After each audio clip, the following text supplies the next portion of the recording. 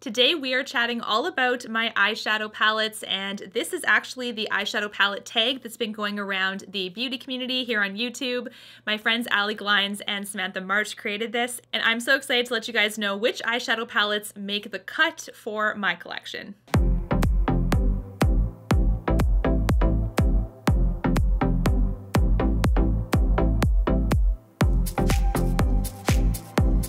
The first question is, show your newest palette. So if you guys have seen my recent Sephora haul, you will know this is my most recent palette. This is the Naked Heat from Urban Decay. And of course, this isn't a new palette, but it is new to me. This is the eyeshadow I am wearing today as well. So I have been kind of testing it and putting some looks together. Here is the Urban Decay Naked Heat. This, you guys, is really beautiful. I love the fact that there's a variety of like the whites and the beiges going into the deeper reds and purples. I think that this palette just kind of, you know, just from first glance, you can see a ton of looks right away. And that's why I think Urban Decay does a good job with their palettes just in general, because it's easy to see themes and to pick colors really quickly together, and it just gives you a lot of creative inspiration. So this one has been good so far. I'll definitely keep you posted though, but this is definitely my newest palette. The next question is, show your oldest palette. Now, this is an interesting tag to do because I did do a declutter on all of my eyeshadow palettes probably about 2 months ago now. So looking at some of these questions, I was like, shoot, do I have the palette anymore to answer the question? But what I decided to do was basically answer it according to what I have right now, which is my curated collection. And in a way, it's kind of nice and authentic because these are the palettes that I use all the time and the ones that I decide to keep, of course. So this is my oldest palette now. This is the Soft Glam palette from Anastasia Beverly Hills. This is also one that I have used a ton. I think there's going to be a question coming up with regards to that, but this is a really nice, beautiful color story. You can see I've really dipped into those shimmers on the top row because I just love them. And Anastasia has a great matte formula as well as a great shimmer formula. I think that this palette is so easy to do so many good looks with, and I know a ton of brides that have used this for wedding makeup. It's just so easy. It's such a good everyday palette to use. So this one, definitely my oldest at this point. Next, share your most expensive palette. So really, if you guys think about it, there's really only 2 mega luxury, super expensive brands, in my opinion, that are just like skyrocketing when it comes to how expensive their palettes are. First being Natasha Denona and second being Pat McGrath. So I would say, because I do not have one of Natasha Denona's big 28 pan eyeshadow palettes, those are super expensive and they are more expensive than Pat McGrath. The most expensive I have is a Pat McGrath palette. So this is Divine Rose. This is the palette that is called to me, of course. Out of all of her palettes, and her palettes are super expensive, this is the one that has called me, and the one that I 100% would recommend to you guys because it's just been so, so beautiful. I love the cool tones in here. I also love the shimmers, and the duochrome like goldy pink shade on the bottom row has been one of my favorites. So perhaps an unpopular opinion, but if you're going to be investing in a Pat McGrath palette, I would 100% pick one of her 10 pan palettes if possible, because this to me, some people may say that the formula doesn't change between them, and maybe it's just my preference style or how I apply shadows and how shadows work for my skill level, but I find that these are the most worth it when it comes to matte and shimmer quality and the ease of use. The ones that are built into the packaging, I actually ended up giving away to friends because to me the mattes were just a little drier in those for some odd reason, so I would rather save that money and put it towards a big 10 pan lacquer palette versus the ones that have the packaging built in. The next one is show your most affordable palette. Now, I thought for sure that my Natasha Denona minis would be the most affordable. I also have some Tarte palettes that I also thought would be really close when it comes to how expensive things are. But believe it or not, this little guy ended up beating the Natasha Denona minis by about $1. So we know this is the cheapest one now, and this is the Anastasia Beverly Hills Daytime Quad. She did release this last summer, and this is a very easy everyday palette as well. Because there are only 4 shades, very easy to travel with. You can pop out the shades out of the packaging as well. This is a beautiful, cute little palette, and for me, these are shades that I wear a ton as well. You can see the shimmers are really used up, So are the mattes actually, but more so the taupier matte versus the orangey matte. But I love how easy you can put looks together with this as well. And the packaging is basically indestructible. It is a hard plastic, so you don't have to worry about dents or anything when it comes to transport. Such a good palette. Anastasia has such a good formula, so this is no comparison. This is also amazing in her little quads as well. Next, show your everyday palette. So when I was thinking about my everyday palette, okay, what do I like truly wear the most of? And the first thing I thought of was pinks. So pinks is what I normally wear. And this one happens to be a palette that if I just feel like I'm gonna run out the door and I want something on my eyes, this is the palette that I'm picking up 9 times out of 10. So this is actually, okay, there we go. This is actually also my first palette from this brand and one of my favorite brands. This is the Charlotte Tilbury Luxury Eye Quad in Pillowtalk. This is probably my most everyday friendly palette because literally these shades you can do no wrong with. You have one pop shade there, which is basically the shimmer. It's fantastic. It's easy just to apply one of the shades, 2 of the shades. You have a deeper matte, you have a shimmer pop. Like I said, it's just such an easy way to apply eyeshadow to the eye in such a hurry, and that's what I like from this palette. I like the versatility of it. It is an expensive palette and one that I do think is worth the money because of how much I use it, so that is also an amazing one. When it comes to this palette versus her pop palettes, which are basically just the 4 shimmer shades, I would recommend these over those if you decide to pick them. They're both good quality, but these quads have the versatility of the mattes kind of that work with the shimmers. So I think that if you were to kind of just pick one or the other, these would be the ones I'd go for first, and then expand your collection if you're really wanting with the luxury pop palettes. Next, we have your most colorful palette. This is funny because I don't wear a ton of color, to be honest with you. Like the color that I'm talking about is like blue, green, like bright yellow, let's say. So not something to be ashamed of course, but for me, I didn't feel a need to buy a palette with every single color in it because I'm really catering now towards the preferences that I use, the style of makeup that I wear, and I'm not gonna buy a full palette of, let's say, blues or greens when I really barely use those colors. So when it comes to the most colorful that I have currently, it's actually this guy, and this is now discontinued from Tarte. This is the Be a Mermaid and Make Waves palette, and you can see that this is like not even that colorful. So that's why I was like, this is gonna be kind of embarrassing to show my most colorful. A lot of people are pulling up the Morphe and James Charles palette, which really is like a rainbow in a palette, but that's not a palette that I really think I would really use, to be honest. Like I think it's for people that love bright colors and really want that versatility.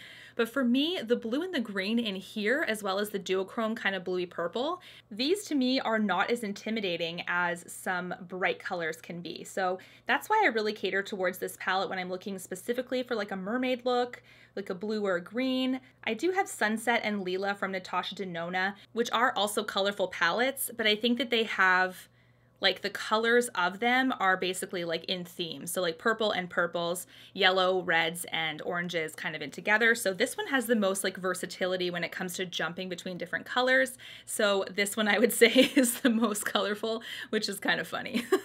Next, we have Show Your Smallest palette, and this is where the Natasha Denona minis did win. So this is the Natasha Denona Mini Retro palette. Now that I think of it, I only have 2 others, which is Mini Nude and Mini Gold. So this is number 3 in the minis category, and the reason is because not every mini in Natasha Denona's line is made the same. So there's a few that I purchased, like, what was the one? Mini Lila I didn't really like. The ones I would recommend for sure are this one, which is Mini Retro. Mini Gold is amazing, as well as Mini Nude. So this is the Mini Retro palette. Super easy to use, you guys. I think that this is just a fantastic little baby to own. It's so affordable too when it comes to Natasha Denona, of course. Next, we have Show Your Biggest palette. Now, this one I would say is going to go to this one. Now, this is not the biggest palette. It is the biggest sized palette that I have, but I also have 2 others that are the same size as well. So I'm gonna pull out Natasha Denona Lila for this one. This I would say in palette size is now the biggest palette I have. I also have Sunset, which is the same size, as well as Gold, and I also have Biba, which is pretty close. So all of these palettes are my biggest when it comes to size. And I'll show you the color story in this guy because this is just a classic. So you can see, I love the matte packaging of this, like the matte base is amazing, and this is also a colorful palette, you could say, so not as colorful with regards to range, I would say, as the Tarte one, but this is close. So these are the types of colorful palettes that I gravitate towards. Nothing too intimidating, nothing jumping all over the place with like green, yellow, orange, red, just like things that I can easily visualize a look that I can put together. The Natasha Denona big palettes, of course, are an investment too, but they are worth it in my opinion. Next, we have Show Your Palette with the Best Memory. Now, this is one that I keep hearing a lot of you guys are sharing your wedding makeup or a significant birthday or things like that. And to be honest with you, I got my makeup done and that was like almost 8 years ago now. And I don't remember what my artist used for my eyes. I didn't want a very like made up look for my wedding day, so I'm sure she must have put like a light pink or something. I don't know what eyeshadow she used, so unfortunately I don't have that, but I do have a cute story about this one. So this is the palette I'm going to show you, and this is the Tarte and Aspyn Ovard palette, which is now discontinued. To this day, I still get messages about whether I want to sell this puppy. Like, that is how much of a demand this palette still has. Here's the color story on this one, just so you guys can see. Very, very neutral, you guys. My camera is showing, you know, very little basically distinction between the shades. And even in real life, you can also see very slight distinctions in the shades. It's very everyday friendly kind of palette. And this palette is not my everyday palette because I literally want to save it. But otherwise, I use this a ton too. It's as much as I can use it basically. So anyways, the story behind this one is actually when this palette was going to be released, I knew that you guys were super excited to see this palette, and this wasn't going to be released to me in Canada at the same time as it was going to be released in the States. So me being from Winnipeg, I actually was going to figure out a way to have it shipped to my US address, which is basically like a shipping depot that I can send stuff to from time to time. But even that, I wanted to make sure that I would get it in hand really fast so I could test it and put the review out as soon as possible. Basically so that you guys knew as soon as launch day happened or shortly thereafter that this palette was good or bad, basically. So I ended up asking my husband if he wouldn't mind driving with me all the way to Fargo, North Dakota, which is basically 3.5 hours from where I am. One direction, by the way. And this palette I found out was going to be in Ulta, but I wasn't sure. So I couldn't get through to that Ulta store. I kept calling, and then a few girls were like, I have no idea. One girl was like, let me check. And then the line got disconnected. And my husband started calling other Ultas in North Dakota as well to basically help me source this guy. Like, that's how dedicated he was to helping me with my channel, with like getting this palette. It was so sweet. We drove all the way down there and we started right in the first thing in the morning.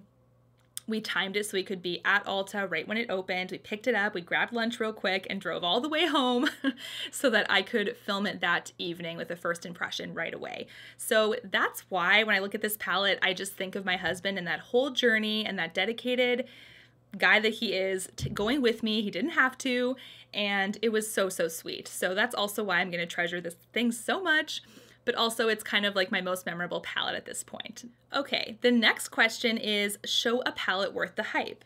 Now this I think is definitely worth the hype, and one that I don't know if a lot of people are talking about, probably because it's not a new palette anymore.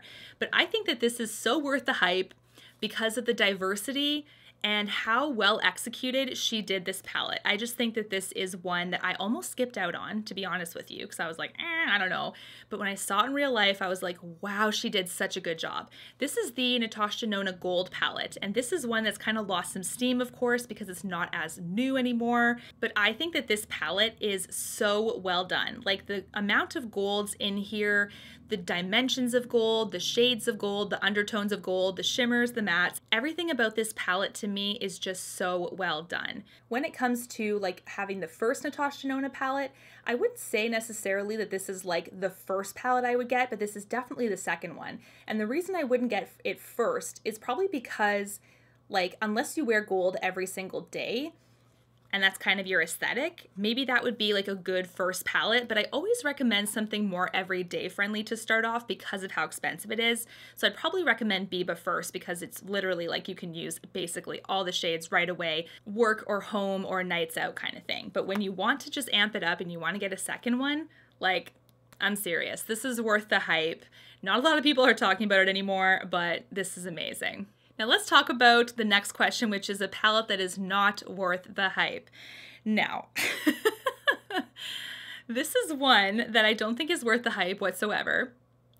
I don't know if it's going to be something that's going to be getting me in trouble or not. I have no idea, but definitely not worth the hype. And obviously I don't have it in my collection anymore because this is a palette obviously that is not worth the hype and has now been decluttered and given to someone that actually uses it, which is one of my friends. So that's really nice. It's not going to waste or anything. So many people love this thing. So many people were pushing it. This isn't new anymore, but so many people were pushing it back in the day. You need this, you need this.